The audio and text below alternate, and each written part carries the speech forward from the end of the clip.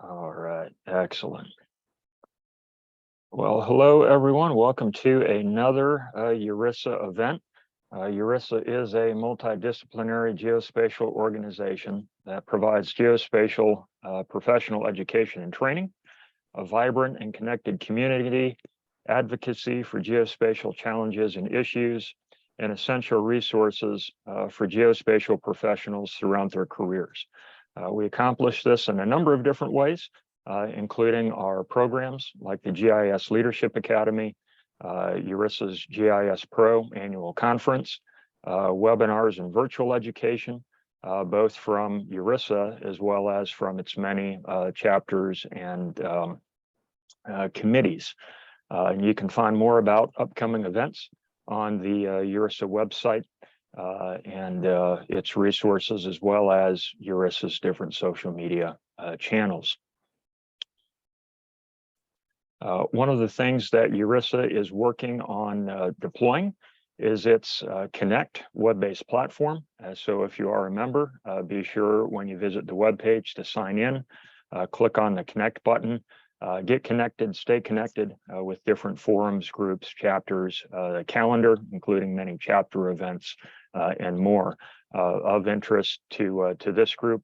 You know, there are discussions and groups and forums related to next generation 911. And I think we used to have an addressing one. We probably need to add it back up there as a way to bring people together to talk about those issues and challenges.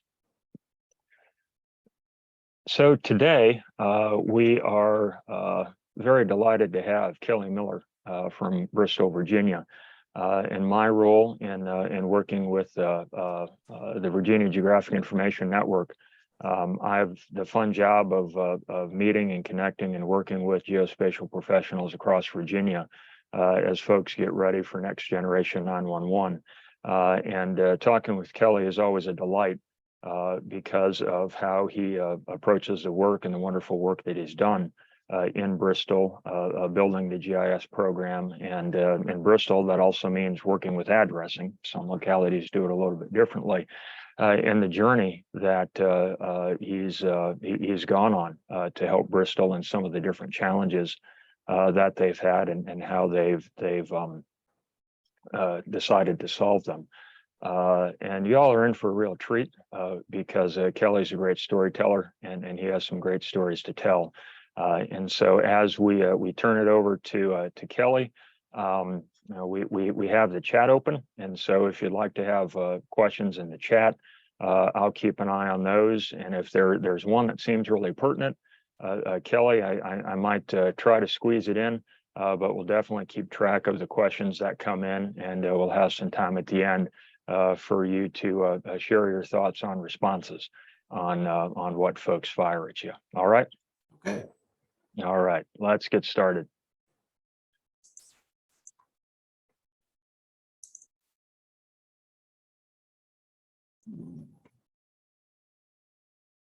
Okay, can everyone see the screen? Yes. Okay. Just a brief history of who I am. Kelly Miller, I've been with the city of Bristol, Virginia now for almost 32 years.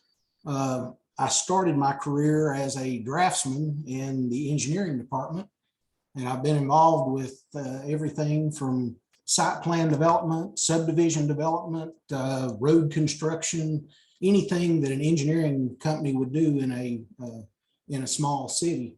So I've got a pretty broad experience in how roads work, how they're built, and who manages them.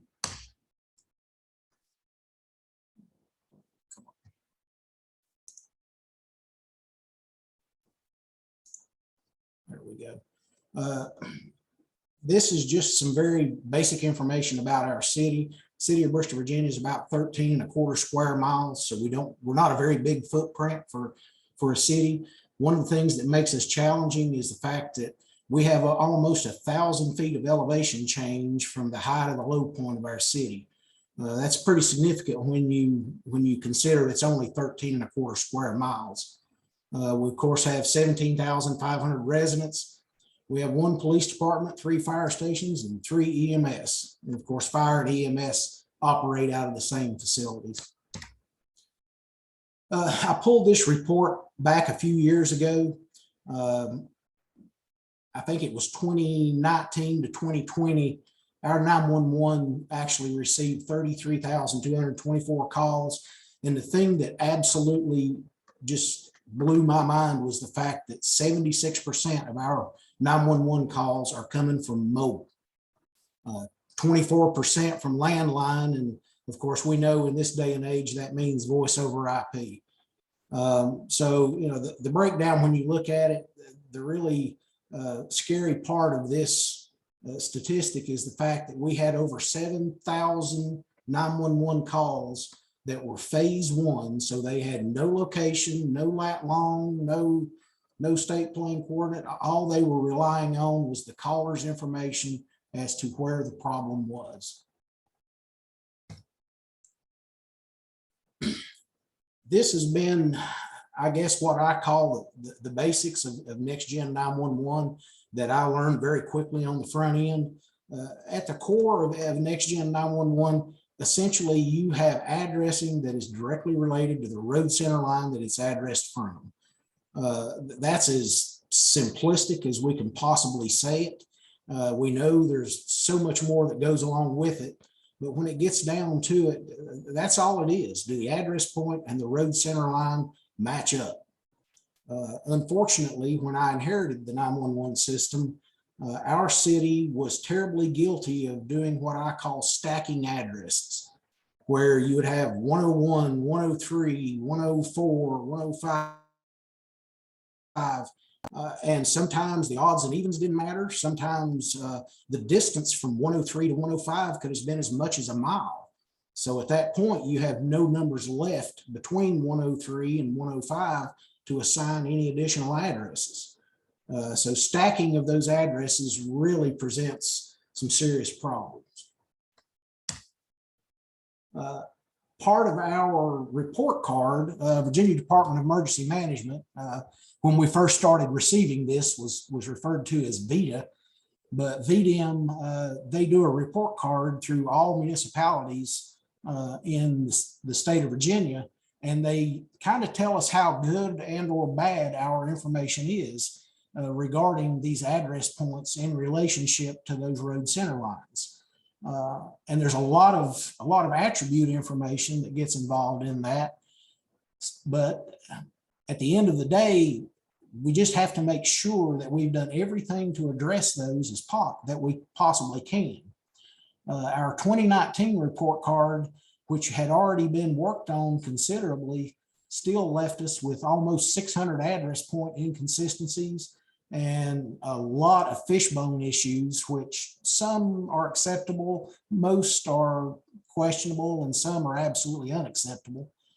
The road center line inconsistencies, if lines don't meet endpoint to endpoint, or if you have overlaps, you have dangles, all the stuff that the GIS folks are familiar with. Essentially, you just need a clean set of lines for your road center line with the correct address ranging. Our 2022 card, I'm absolutely ecstatic, came back with everything resolved with the exception of some fishbone addresses, which are just the nature of the beast with what we have for topography here in our city. When I first was asked to evaluate our 911 system, the two things that kept jumping out at me, number one, do your emergency responders, when you go talk to those dispatchers, what seems to be giving them the biggest problem? And number one is the fact that the emergency responders don't understand what the dispatchers are communicating because there's some questionable information that dispatchers have. And then, of course, how often do the dispatchers simply get bad information from the caller? It's not intentional, but nobody dials 911 just to say, have a nice day. Everybody, they're panicking, blood pressure's up, you're upset for whatever reason. But when you call 911, common sense and intelligence can very quickly go out the window. I've put together a group of some issues here that kind of shows what I mean when I say things can go south quickly. This is a tract of land that in 2001 was vacant, 22 plus or minus acres. A local developer bought this to build single family housing on it. Typical process for any city or county to go through, happens all over the country. Here you see the plan that was submitted to our city to subdivide that property. And he was going to essentially come up with what looks like a very clean, very nice little subdivision. But when you look at it really in depth from a 911 standpoint, right off the bat, there's a couple of things that jump out at you that's problematic, especially over on what would be the left-hand side of the screen. Where does Pebble Drive stop and Harvest start, or vice versa? Where would Harvest start and Pebble Drive stop? That really creates some issues for you when you don't have a defined beginning and ending point for a road segment. Stopping in the middle of a straightaway is never a good idea. You'll notice on the previous screen, as well as this one, that I've circled two in particular houses and lots, and we'll get into that here in just a second. But basically what's happened is this is what that subdivision looks like today in 2023. The developer has built out all that he's going to build out, and the rest of it just remains as vacant land. So the Pebble Drive section, other than at the entrance, which is in the bottom right-hand corner, that's all of Pebble Drive that actually got built. The rest of it is what we refer to as a paper street. And that's the only place it exists is on paper. So that has created a little bit of an issue for our 911. And here's why. Pebble Drive, which is the original Pebble Drive you see there, every one of our emergency services people, it's hard to get around human nature for police, fire, and rescue. They know the roads, they know the addresses, and when somebody does something new or different, it can create some problems. So if you see the extended Pebble Drive, they essentially went in and just tagged on to the end of the existing Pebble Drive and started with a new curve and new curb and gutter and new houses. Well, that sounds great until we look at truly where Pebble Drive, the new pavement starts, but Pebble Drive doesn't end until all the way up into the middle of this existing curve now. And here's where everything starts going downhill quickly in how this was handled by our city. Parity matters. I've talked to some people that say, oh, I'm not going to change addresses over parity. And I get that. But in our situation, as you see, the odds and evens swap in the middle of that curve where the infamous road name happens that nobody can definitively say where that's at in the field. So we go from odds on the left and evens on the right to evens on the left and odds on the right as you go around a blind curve. And the two houses, as you see there, accordingly. Here's, this is in fact 201 Pebble Drive. This is the very first house in that subdivision when you first come in, and everyone makes the assumption that it's Harvest Road because it's part of the brand new subdivision. Well, the resident at 201 Harvest made a 911 call at 10:20 a.m. Fire and rescue both reported to 201 Pebble Drive thinking it was 201 Harvest. They were absolutely convinced, based on everything that they could determine, that they were at the correct address. The driveway connects to Harvest Road. The mailbox is on Harvest Road. The mailbox has a 201 and the front door has a 201. Problem was, it's an odd number on the left-hand side of the road and still on Pebble Drive. Those definitive termini points for those roads, when you're in the field, that's the only thing you have to go by. You know, the digital world we live in, it's great in the digital world, but sometimes the practicality of it is human nature is what human nature is. And everything here told them that they were at 201 Harvest Road, and they spent an exorbitant amount of time ready to take a door off the hinges because no one was home at 201 Pebble. And the person that was needing assistance at 201 Harvest, it took almost 53 minutes from the time they called 911 for them to receive help. So that's an absolute massive amount of time for a 911 call in the event, or in any event for that matter. Here's one of our issues that we have multiple problems in our city of, as time has gone by, development has caused roads to be broken into separate pieces. Development will cause a right-of-way closure. It will cause, as you see here, Harmeling Street actually had part of it added back on that goes into a college, as well as the other two legs that were standalone, and none of them connected.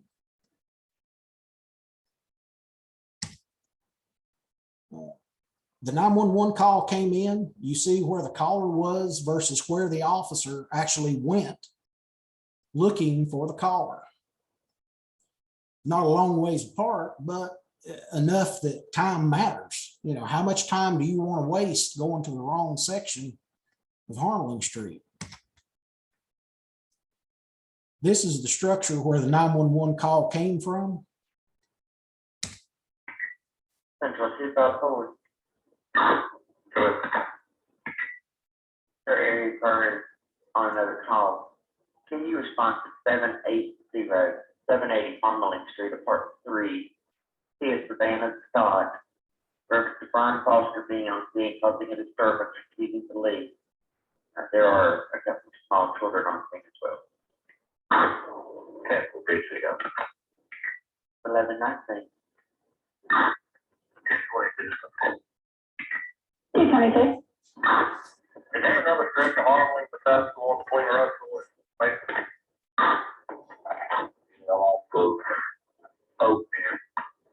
And the new over there, where the church is. And what they call it the wrong spot, back around to the 10-4. That's some of the worst words that you could possibly hear in the event that you've dialed 911, is that the responder went to the wrong spot. Multiple roads with the same name, and the high probability that information could be transferred incorrectly, more so from the caller to the dispatcher. That can set up a recipe for a real disaster. Today, now that we've realized some of these situations, this is what our mapping looks like now. We essentially have clearly identified building footprints, clearly identified apartment numbers. If you recall, the original statement was that the person was at apartment 3. Well, in a multi-tenant building, where exactly is apartment 3? That can get challenging, especially if you've got 5 or 6 apartments in one structure. 3 may be on the first floor, it may be on the second floor, it may be in the attic, who knows? And the more time we can save for emergency responders prior to them arrival to know where they're going, the better off we all are. This is one that actually wasn't in our city. It was in a neighboring jurisdiction, but it paints a very clear picture on how problems can go south quickly in a 911 call. If you see here on the map, this is a copy of both what Bing Maps as well as Google Maps show as Breckenridge. You see the spelling, Breckenridge. Breckenridge, everyone that I ask just just coldly ask, how do you spell Breckenridge? Every single person answers exactly how Google, Bing, and the rest of the people assume it is spelled. Well, when I went to Google Street View, here's the entrance sign at the entrance to the subdivision. Of course, here's the house where this incident has taken place, and I've got one more call for you to listen to. I'm at Breckenridge Circle, and I've stopped to see my niece, and there's people here, and they've been murdered.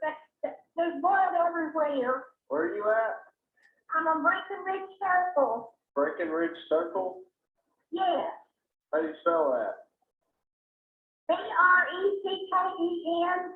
BRECKENRIDGE Circle. Oh God, what happened? Where's Chris? There's the gun. Oh Lord. All right, what's the numbers on the house? I don't see any numbers. You don't see any numbers on the house?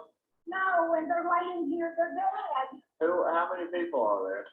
I see 3 of them. The door's open. One's in the door. I was getting ready to knock on the door. There's a man in the door. There's a woman near the door. I see a gun on the floor.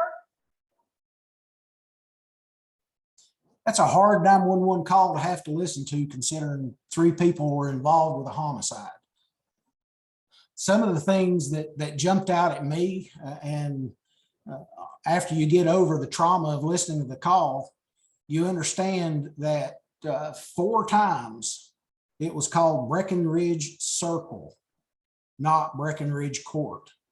She even spelled it one time, and spelled it unfortunately incorrectly. The dispatcher, although when it was all said and done, he actually did a really good job keeping her calm, keeping her talking, trying to get the information from her to be able to locate where this had happened. And 4.5 minutes into this 911 call, he hasn't dispatched a soul. He doesn't know if the person that committed the murders is still in the house. He's got a lady who is seasoned in years, who he's asking to go walking down the street to try to find an address number on a house and or a street name on a sign. Absolutely unacceptable. And at what point do you say, well, maybe we shouldn't have allowed the Breckenridge to be spelled that way? We don't know.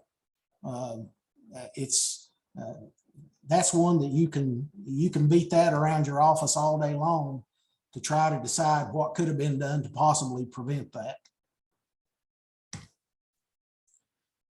Well, just knowing what we've seen just in those few slides, here's what I ran into in our small little city. I've got a Boer Lane and 2 Boer roads that don't connect. I've got 2 Buchanan streets that don't connect, 2 Coventry courts, the East Mary and West Mary. Those were 2 very peculiar streets because they started addressing at the center of the roads and addressing in opposing directions. So we had duplication of block numbers. You had a 100 block of West Mary, 100 block of East Mary, 200 West, 200 East. And you had duplication of address numbers because they made the assumption that the East and West designation would be enough to differentiate between the streets. Everyone locally refers to Mary Street as Mary Street, not as East and West Mary, and the same with Valley Drive. No one puts the directional designation on these street names. That is a potential for a 911 nightmare. Edmund Street, and we'll look at it here a little closer shortly. Edmund Street was a street that has been broken up by development. 3 segments of it in 2 different ESNs. The Grandview Circle, Grandview Road, the Green Streets. I've got 3 Highland Avenues, a Highland Drive, and a Highland Road. And we've already seen that Breckenridge was called Circle 4 times, not Breckenridge Court. Simple mistake for someone to make, but it could have your emergency services going where they don't need to be. Lawrence Avenue, 4 separate Lawrence Avenues in our city that fall in 3 ESNs, and none of them connect. You can't drive from one Lawrence Avenue to the next without going on multiple other public streets. Lee Highway, which is the most heavily traveled road in our entire city, other than Interstate 81. We've got a Lee Highway, Lee Court, Lee Street, and Lee Lane. No potential for problems there. And you can kind of see where this went, and this is just a small portion of the addresses that we had that fell into this duplication classification, and it really made things challenging.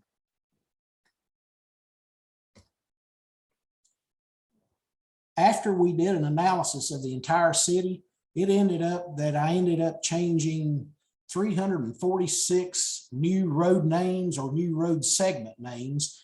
Some roads were in multiple segments, but almost 30 miles of road in our city fell into that duplication of another road or sound alike of another road, which really is problematic for radio traffic for 911.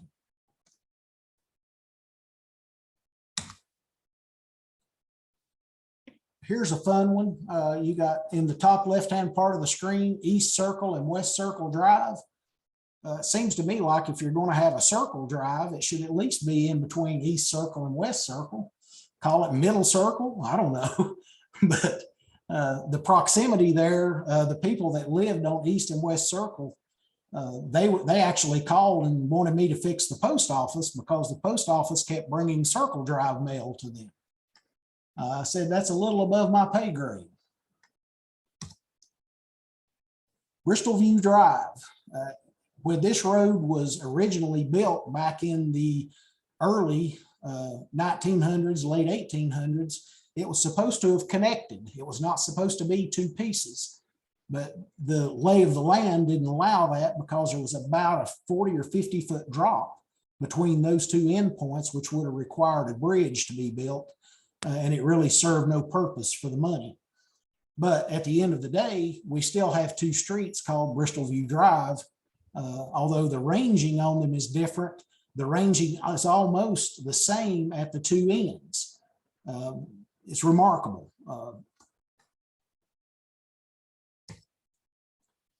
Here's our Edmond Street, and the color coding is essentially our ESN zones. Which if you don't know what an ESN zone is, it's a network of polygons where they break up your city into different zones, and those zones each have an individual fire department that responds, an individual police department that responds, and an individual life-saving crew or emergency services that responds. And that's what these zones designate. And everywhere you see a color change, that means one of those three components, it either has a different police officer that's in that zone or a different fire station responding or a different EMS.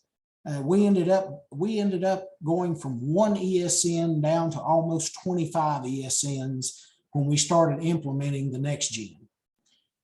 And one of the critical components when we started establishing these ESNs, if you see the nice bright red blobs on the screen, those are all bridges or culverts that have extremely low weight tolerances. The one right parallel to Edmond, that bridge can only hold about 15 tons. Unfortunately, we can't take a ladder truck or even a fire engine across that particular bridge. So the routing had to be changed in the event of a fire on anything in that blue section on the right-hand side of the screen, because the fire truck has to go a completely different route to avoid that infrastructure limitation.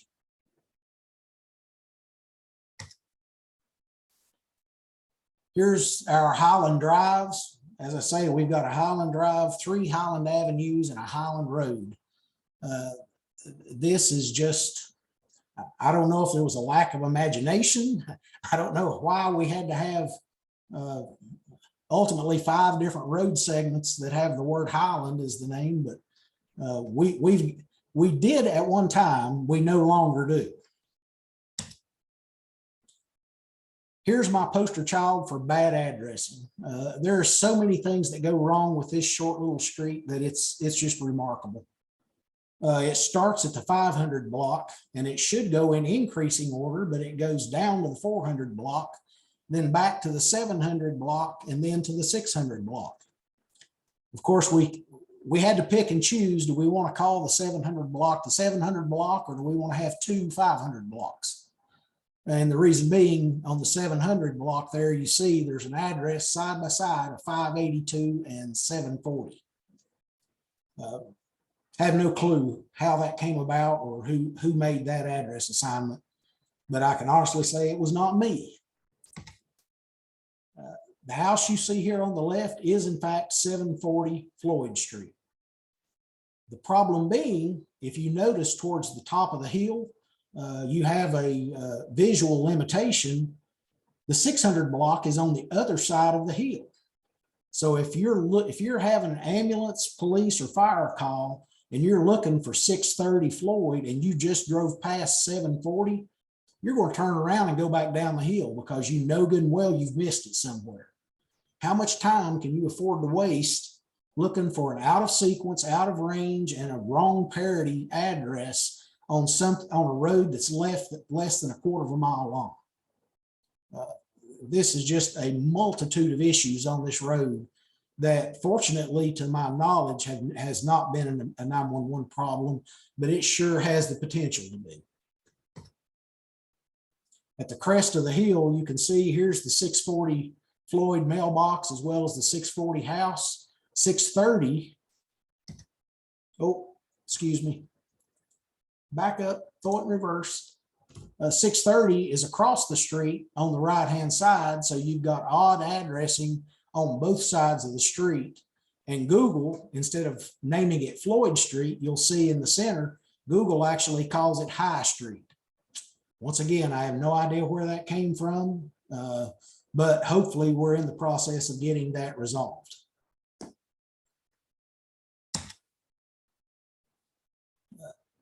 This was another one that had a lot of issues going on with it, and I started to see this became a common occurrence in our road center line addressing. If you see there in the center of the screen, the yellow line with the big black bold line in the middle of it, they kind of had some, I guess what I personally call questionable address ranging.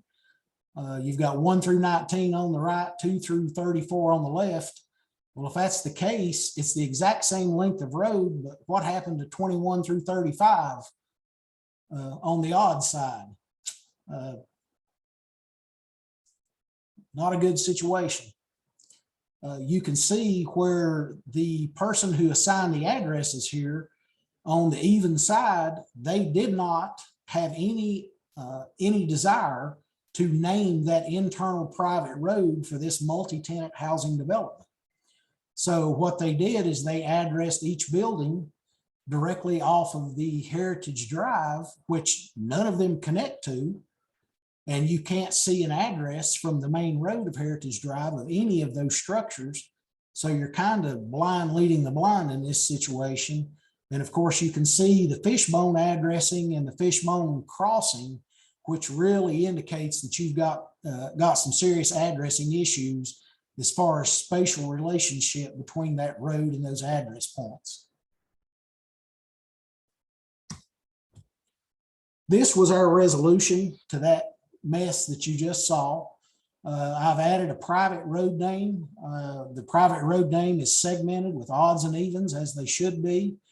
The development on the right, which had so many problems in the previous slide, each one of the building footprints got a unique address number, and then each of the units inside the building footprint got assigned a unit number or an apartment number to each individual unit. So now each footprint has its own individual number, and each individual number is broken down into 4 individual apartment units, which hopefully will make that easier for emergency services to track down.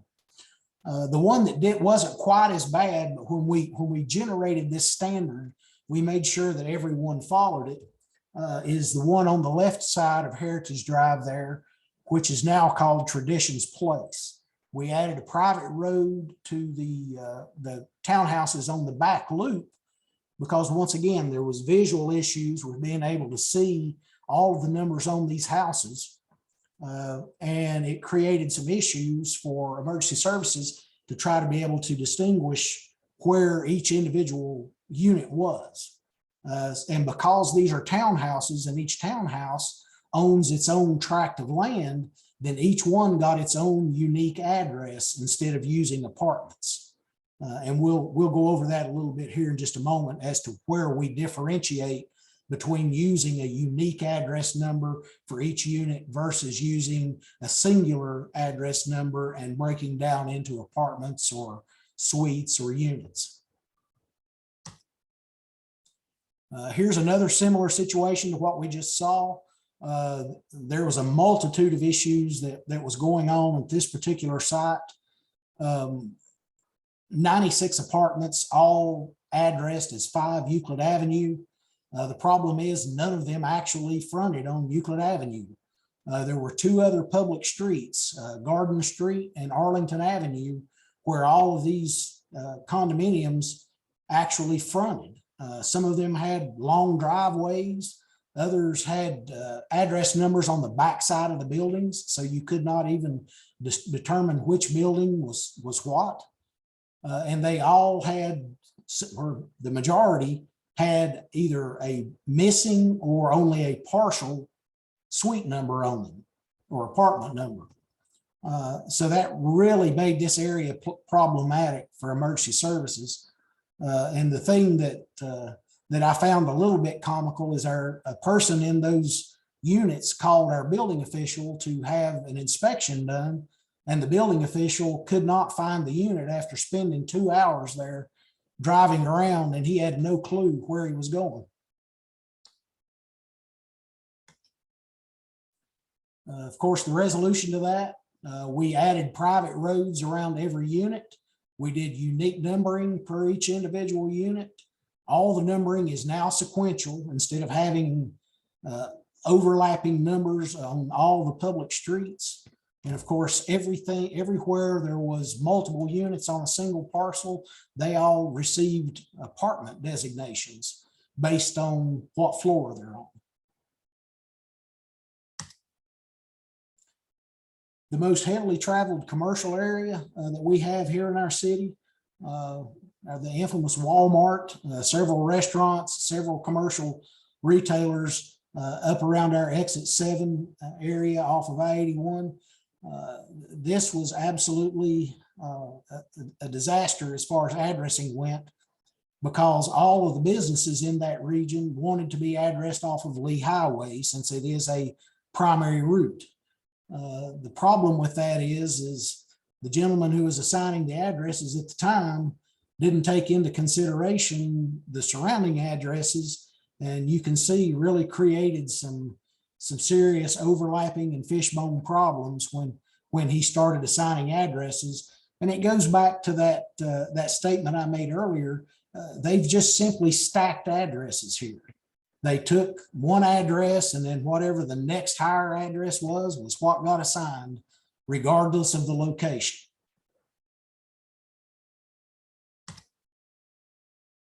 And here's the resolution, much cleaner, much simpler, much easier to understand.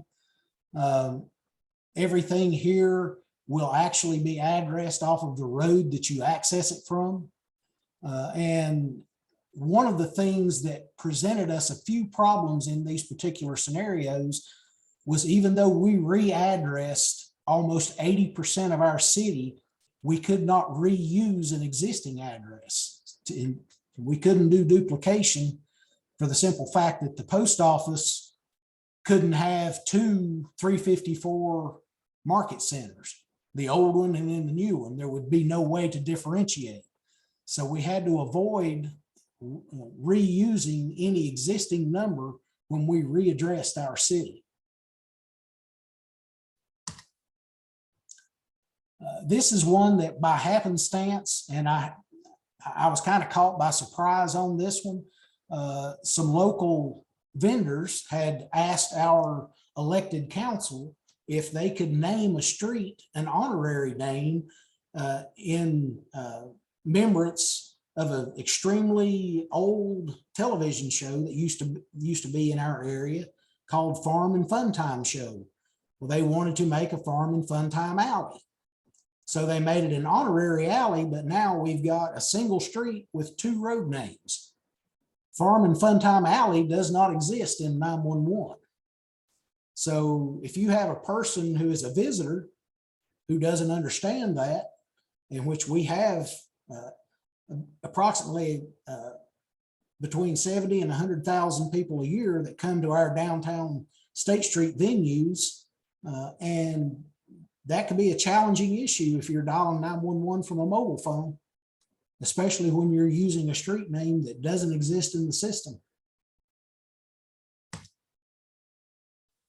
When we started down the readdressing process, we came across the voice over IP issues strictly by happenstance.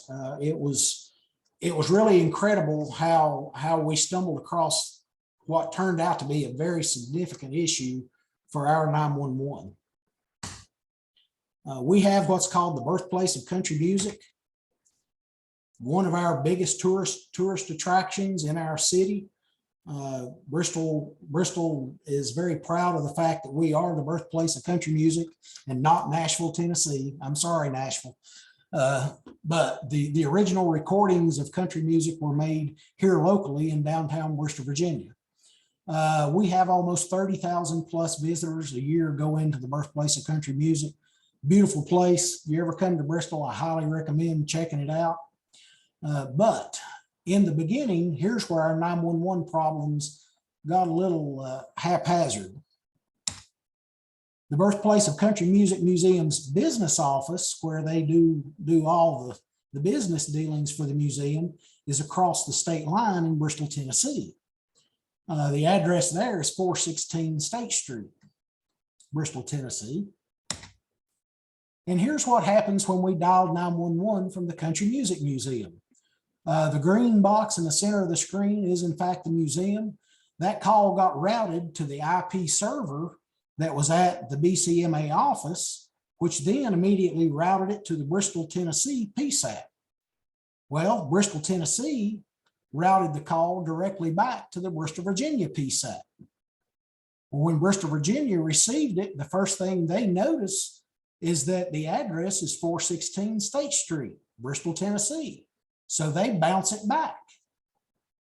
Bristol, Tennessee answers the call and says, no, it's a Bristol, Virginia call. They transfer it back to Bristol, Virginia, where Bristol, Virginia, once again, all they could see on their CAD display was 416 State Street. So after they started digging into it with the caller, come to find out they were at the Country Music Museum, which is 501 Country Music Way. At no point was that digital data ever transferred through that voice over IP phone system.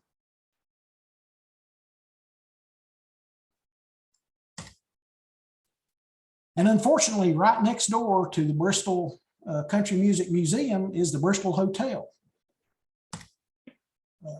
Gorgeous hotel that they have gone in and renovated from the ground up. It's an impressive sight. Right in the heart of our downtown Bristol, which is a great little tourism spot. Well, the only problem with the Bristol Hotel is when Lieutenant Robinette and I from the police department, after we had got the Country Music Museum's issues resolved, when we walked out, we both looked at each other like a cartoon skit and said, well, what about the hotel? We went to the hotel, dialed 911, and Raleigh, North Carolina answered the phone. Well, Raleigh, North Carolina is only about 260 miles away, and they had no mechanism for even transferring the call back to Bristol, Virginia, because they didn't know where we existed. Not sure that could have been handled a little better than it was, but at the end of the day, the hotel's server, we still to this day have no clue where the server controlling that hotel's phones are located, but we do know that the home office that owns the hotel is based out of Greenville, South Carolina, as well as Raleigh, North Carolina, where the PSAP was routed to. So there's a lot of stuff going on in a very large area here that really would be problematic in the event that something was happening at that hotel, especially in an event that they are full. That could have a bad situation written all over it. Here's one that I personally was involved in because it's my personal church. If you notice here, you've got 5 push pins that are yellow, 2 push pins that are red. The red push pins are, of course, the local PSAPs that were involved in this scenario. This is Highlands Fellowship. It's a fairly large church for our region. They have about 3,000 to 4,000 people in attendance on a Sunday morning. And the thing is, they have these 5 sites, 4 of them remote to the main campus, which is in Washington County. All of the telephones at every single one of these remote campuses are routed back to that main Washington County site. So that way, if someone calls one of these churches, it's answered by a switchboard at the Washington County Highlands Fellowship campus. And of course, what they do with it after that, I have no clue. But here's where the problem started going south. At a 9:30 at church on a Sunday morning, you've got a full crowd, well over 1,000 people in one venue at the Bristol PSAP. We had a gentleman having chest pains and shortness of breath. There were 4 911 calls made from that Bristol Highlands Fellowship campus. Not a single one of those 4 calls made it. I'm sorry, the first 3 911 calls all went to the Washington County PSAP. Well, that doesn't sound that bad because Washington County and Bristol forward calls back and forth regularly, and they're used to that. But the problem being, because you've got a Highlands Fellowship in Abingdon or Washington County, when someone dialed 911 and said, we have a gentleman with chest pains and shortness of breath at Highlands Fellowship, they didn't bother to ask which campus. So at the busiest part of a Sunday morning, the Washington County PSAP sends an ambulance to the biggest church in Washington County, Virginia, where 2,500 people are there, and they're looking for an individual having chest pains and shortness of breath who's 20 minutes southeast or southwest of where they're at. There was a breakdown in communication between everything from the caller to the dispatchers to how these calls were handled. There were 2 landline calls made in the beginning because the people at the Bristol church, I had told them, if you have an option, use a landline because the addressing would be tied to the landline and would give better location than the potential of having a phase 1 cell phone call. Well, unfortunately, I was made a fool on this one.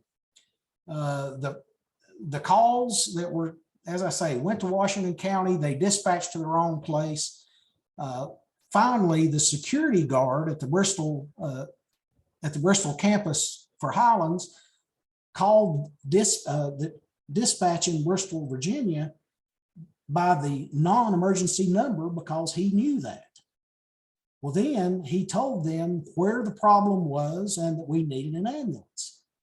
Well, 45 minutes after the phone call happened, there was finally an ambulance showed up for this individual who is in an extreme amount of pain by this point. And here's the really sad part about it. The ambulance that came was Bristol Life Saving Crew number 3. It went to 130 Commerce Court, 1,100 feet away. They literally could have walked pushing a gurney in less time than it took to dial 911. This is just inconceivable to me that this set of 911 calls could have went that far south. It's hard to believe. So with all of the fun nightmares that I've showed you here that we've been through, at that point, I had conversations with our city manager regarding how to resolve some of these issues. Well, actually all of these issues. And he said, well, it appeared to him the only option we had was to fix everything in the city that had issues as far as addressing. And I said, well, that's essentially going to mean a complete readdressing of our entire city. He said, if it'll save a life, we'll do what we have to do. He said, make it happen. So the original analysis, our city was operating on a single ESN. The entire city was just one. We had 8,377 address points, 191 lane miles of road that were addressable, 2,335 road segments. And keep that in mind because that's very pertinent. So after we started going through our readdressing process, we broke the city down into 15 ESNs to give more accurate information on who the responders should be. I added almost 1,680 address points without adding a single building footprint. Just by adding individual unit numbers and individual apartment numbers to the multi-tenant housing and multi-tenant commercial developments in our city that all shared just one address number. We actually increased the total amount of addressable lane miles from 191 to 206. Once again, without building a single new street, we just simply named and addressed a lot of private streets, and we reduced the total number of street segments by a considerable amount, considering the fact that we added almost 20 lane miles. So you can see the breakdown there. Now we've got 638 total addressable streets. 166 of them are private. So I added over 100 private streets, and we did reduce a few of the public streets by simply merging streets that were broken into pieces that shouldn't have been. And of course, when it was all said and done, 364 new street segment names. One of the issues that we dealt with was the establishment of our PSAP and provisional boundaries. And this essentially tells our city responders where we are responsible as the primary responder inside our corporate limits. These provisional boundaries allow that PSAP boundary to waiver in some cases, where if you've got a neighboring community where you may be better off or be more time efficient for you to cover it than it would be for the neighboring city or town. But of course, that's something, you know, you would have to work out between your individual municipalities. But the provisional boundary gives you the ability to do that, is to work either inside or outside of your PSAP boundary. And as I said earlier, our ESN creation, when we started breaking down our ESN zones, the primary thing that we looked at was response time. How long does it take for an individual police, fire, or rescue to drive to a certain address? And of course, infrastructure limitations. You can kind of see that we've got a fairly large number of bridges and culverts that have some fairly low weight limitations as far as vehicular traffic, which makes it a little challenging. And we've got a few places where turn radius become really challenging for fire trucks in particular, because they're just so long. When it was all said and done, this is what our ESN map turned out to look like.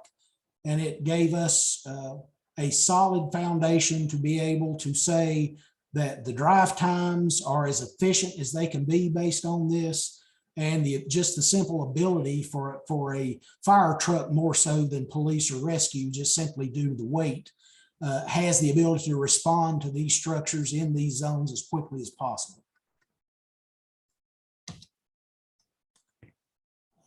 In this process, we established a new city code for addressing. We had to come up with new addressing standards because our old standard was challenging at best. But the first thing we decided right off the bat was to come up with road center line spacing that determines exactly the length of a road based on 5.28 feet or 1,000th of a mile increments. And we set the address point to be based on the main entrance of a structure. And in the event that you couldn't see the main entrance of the structure, then at that point, the driveway connection or entrance connection will be used. But where at all possible, if you can see the main entrance to a structure from the street that it's addressed from, that's the address point that we use. All addressing is now sequential, odds on the right and evens on the left. And from what I understand, you know, that's the parity side of addressing. So long as it's consistent, it doesn't matter if you put odds on the left and evens on the right. So long as your emergency services know in increasing order, one's on one side and one's on the other. As I had mentioned earlier, block ranges. Blocks begin and end at road intersections. It just is what it is. Everyone understands a block to go from one street to the next. At least in our city, that's how we deemed it. We use these block ranges in conjunction with that 5.28 feet spacing to establish enough address points to be able to uniquely identify every single structure in this city with no duplication, no overlap, and no reuse of existing old addresses.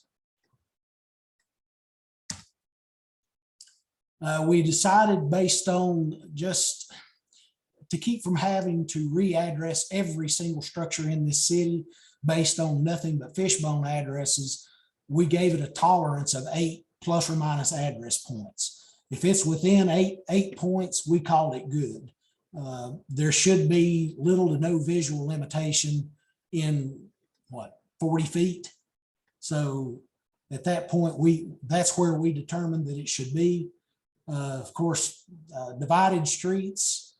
This was one of the things that we didn't understand in the beginning, but it's became clear to us now on how we go about assigning address ranges to our divided streets. And on the median internal side, we put a 0 value there. Not sure how other states or municipalities may handle that, but that's how we do it here in Virginia and in the city. All streets with no exit, dead end streets. Over half of ours were addressed from the cul-de-sac end back out to the main entrance. So they were addressed backwards. We readdressed all of those using that same 5.28 feet standard and getting everything to where at the beginning of the road, you had odds on the right, evens on the left, starting at the 100 block. And of course, all single and double digit addressing was eliminated. That has nothing to do with next gen. That has nothing to do with anything other than the fact that the general standard that I found said that all block addressing, which is what our city uses, starts with 3 digits. You never hear anybody say, I live at the 1 block or I live at the 10 block. I live at the 100 block, the 1200 block, or whatever. So just as common, I guess, train of thought, all addressing in our city now begins at least the 100 block. This one really presented me some heartburn. Multi-tenant structures on how to deal with being able to clearly identify multi-tenant, since we have a large amount of our residential residents live in multi-tenant situations. Unit numbers now, everything on the bottom floor of a multi-story building will be a 100 unit. Everything on the second floor will be a 200, third floor is a 300, and so on until we get to the heavens. And we made a definitive breakdown in a multi-tenant residential area where everybody is on a common parcel of land. If you have 25 apartments on a single parcel of land, then those units receive an apartment designation under the unit field in our attribute table. If it's a commercial development under the same scenario, we use the suite designation to define commercial development, multi-tenant suites. And then if something that doesn't fall in one of those 2 designations, say if you've got a house with a work shed or a detached garage or something that needs to receive an address other than just a miscellaneous building, then we use a unit designation for that. And of course, townhomes and condominiums that generally are owned instead of being rented, in those scenarios, they almost always have parcels of land that are attached to those particular living units. So when you have a parcel of land that's individual to the residents, then those each get a unique address to themselves. They don't share an address for the footprint of a building.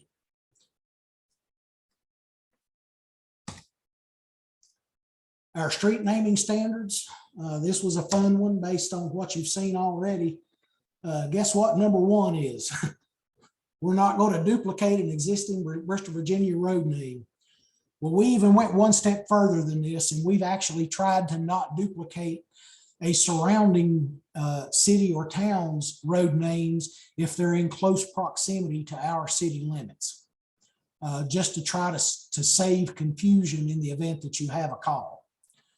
Sound-alike names really are problematic for us. We actually at one point had a second street, which was 2ND, and a second street, SECOND. Well, if you're dialing 911 from either one of those, how do you describe to them which second street you're on? Sue and Sue, Terrace and Terrence, Longdale and Longdale. You can see where these create problems regularly for dispatchers trying to understand what callers are telling them. The route name of a road, the route name we have determined can be no longer than 16 characters within our city. And that designation is a little bit self-serving, just for the simple fact that you don't have to spend money to buy sign or road naming signs that are outside of a standard blank size. It starts getting really expensive to buy road name signs that are bigger than what your road standards say they should be on. Standard directionals and street suffixes have been removed from all streets in the city, and we do not allow that from this point forward. A road name can't be used more than 3 times as part of a full road suffix, or excuse me, a full road standard. If a new road continues across an intersection of an existing road, a 3-way or a 4-way intersection, if there's more than 60 feet of offset, then that new road will get a new and different road name. And one that we also had that came back to haunt us a little bit is the fact that we do not name streets after existing individuals or business, except where it can be demonstrated that a particular name carries significant and appropriate historical context.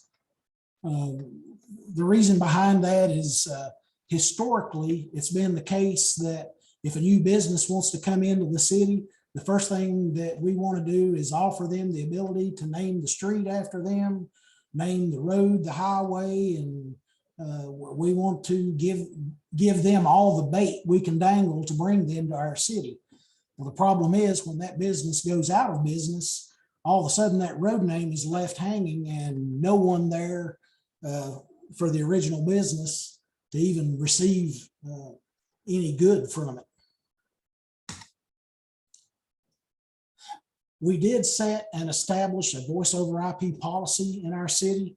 I work closely with the building official, and now prior to his issuance of any certificate of occupancy for a new building, he calls me and I go out and I personally test every phone system in this city to make sure that the voice over IP is dialing the correct PSAP, regardless of who set it up.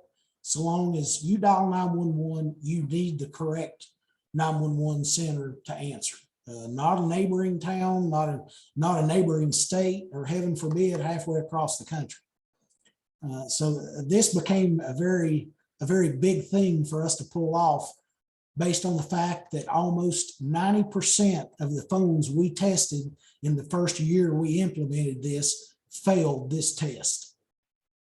You could dial 911 from inside a business and there was no telling where you ended up. And the final challenge to readdressing our entire city, and this one was the one that drove me bananas. The readdressing was not bad. The telling of people that their address was changing was not bad, or at least as bad as you'd think. But the transfer of data, this was an incredible undertaking when we started getting into it. The post office, they were not my fan club for a while. And the problem we had is there's an AMS group for the post office that kind of controls their routing and mail delivery and all of that stuff. So when I first sent the post office all of these changes, the only thing they wanted was a spreadsheet. That created some serious problems as far as labor for them, but they did eventually get through it. And now they've got an extremely well-functioning postal routing and postal location system. UPS, same thing. The UPS guys, we tried to give them mapping. They couldn't use it. They only wanted us an Excel spreadsheet. FedEx, same thing. Amazon, same thing. We have found that a vast majority of these places use Google mapping for directions in their routing. And Google mapping, well, we'll get into that in a moment. We did have to look to notify the Virginia Department of Motor Vehicles. Of course, when you tell 8,000 plus people they're going to change their address, then probably 12,000 of them are going to be getting new driver's licenses. The thing that struck me as odd, the Virginia Division of Motor Vehicles validates addresses through Experian credit reporting.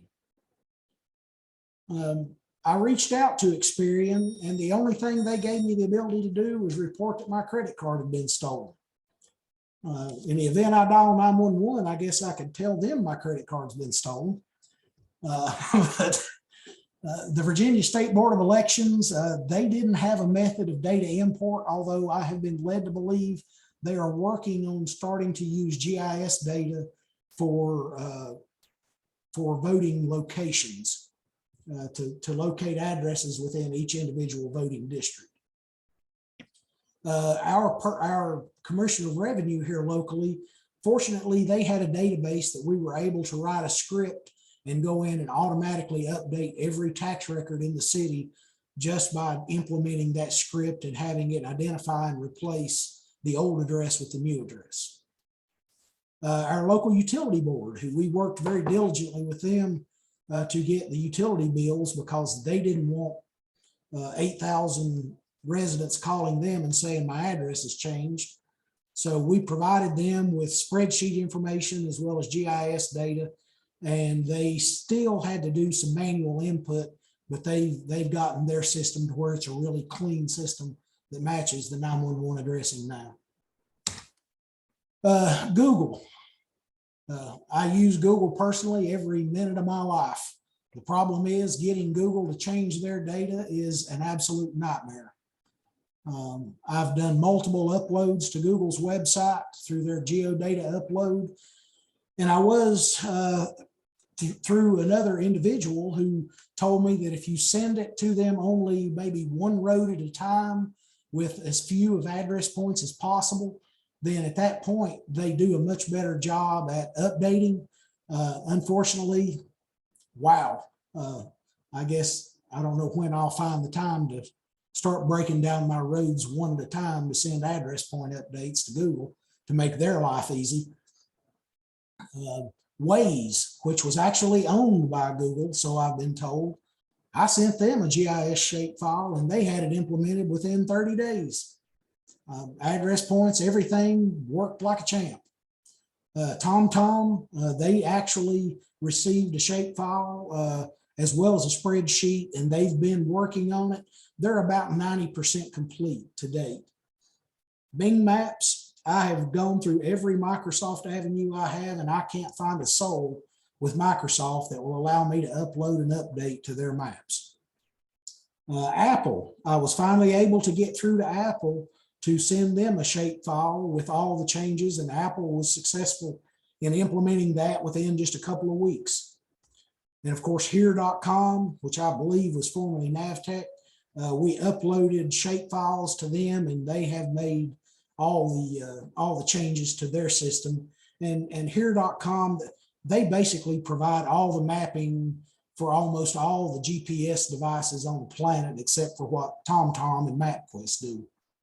So we've tried to cover our bases on everybody we could think of to update this information. And we're still more than happy to send this information to anybody that requests it in whatever format we can provide it to them in to help clean up their data sets.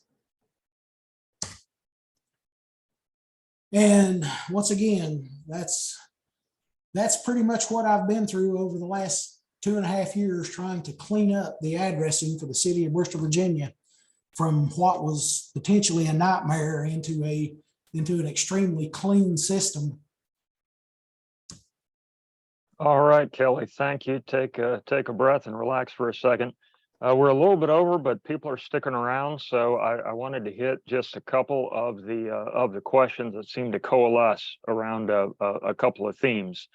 One is about road names, and so when you were having to change road names during your addressing process, and you had so many Highlands, you can't have that many Highlands. Or if you came in and there was a private drive that needed to have a name, what did the road name selection process or the public participation process look like for those folks that were having their street names changed? Well, that was a question that I had with the city leaders, and this probably will not go over real well, but we chose not to implement public opinion on what they thought road name changes should be. And the reason being is, if you've got 10 people that live on a street, you're going to have 9 different ideas on what the road name will be, and you're never going to get anything done. It becomes really challenging when you address by committee. So at that point, based on what we knew didn't work, I took it upon myself to start choosing road names. And when it was all said and done, I took it to our elected council and said, here's all of the old road names or the non-existent road names. Here's a list of the road names that I'm changing them with. If speak now or forever hold your peace. And my process is I started using everything I could find in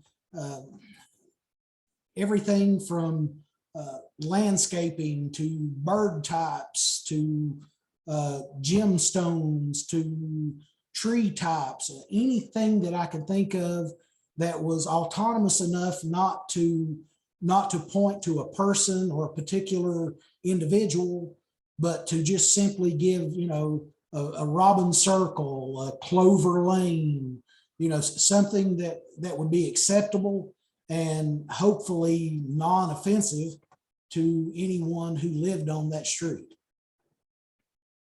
Excellent. Okay. So the last kind of omnibus question, we know if you change somebody's address or the number or the name that, you're talking about working with people, dealing with people, people have reactions.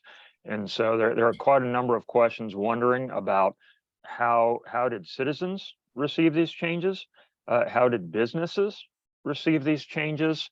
And then did you have any particular process or protests from folks that for whatever reason had a lot of pull in the community? Well, and I was unbelievably surprised at how little kickback I got. I was very amazed. I had less than 10 people out of 8,000 addresses that were what I would define as highly irate. They got vulgar, they got abusive, they made threats. But for those 10 people, I had no less than 50 call and actually thank me for changing their address, because they had been on the receiving end of dialing 911 and nobody show up.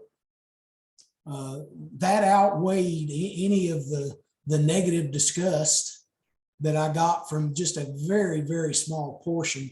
And the general public as a whole, we tried to do a media blitz to explain to them we're doing this to make 911 better, more accurate, and make everything from postal delivery more accurate. All of those people didn't like it, but they said, well, if we got to do it, we got to do it. Businesses, I received almost no kickback from businesses other than when their packages stopped being delivered based on the inability for FedEx and UPS to use the mapping that I'd sent them. So, you know, that was the only issue I had there. They didn't seem to care about the fact their address was changed. All right. One follow-up to that. Any lawsuits coming out of the readdressing? Absolutely not. Excellent. Excellent. All right. So thank you for your time this afternoon. You know, I think from the comments that are coming in, you know, people really enjoyed your presentation and your stories and talking about the address challenges that all localities have. Any addressing authority has these, but you know, a great job of explaining, you know, from Bristol's perspective what's going on and then how you went about fixing it, and a lot of the things that go into not just fixing things but preventing problems in the future, you know, like having a VoIP policy and updating your address ordinance. So there's quite a bit of discussion in the chat. There are a few more questions that we didn't get to, but just like to remind folks that ERISA has a pretty robust program of addressing and next generation 911 related content. We have a LEAP conference, Location, Enterprise Addressing, and Public Safety, that we do virtually each February. 2024 will be over LEAP Day, in addition to webinars like this and panel discussions and fact sheets. So if you're interested in hearing about addressing issues or discussing them, tune into ERISA, follow, or better yet, you know, volunteer. It'd be great to have some other presentations like Kelly's, you know, talking about particular examples in your communities, or pulling together groups of folks that are facing the same challenges and talking about it, because we're all similar. We're all a little bit different in the places and communities we live in and work for, but that's where we get the good ideas and lift everybody up as a profession. So thank you everybody for tuning in. Kelly, thank you again so much for your time and your energy and your passion for this and what you do for Bristol, Virginia. Thank you.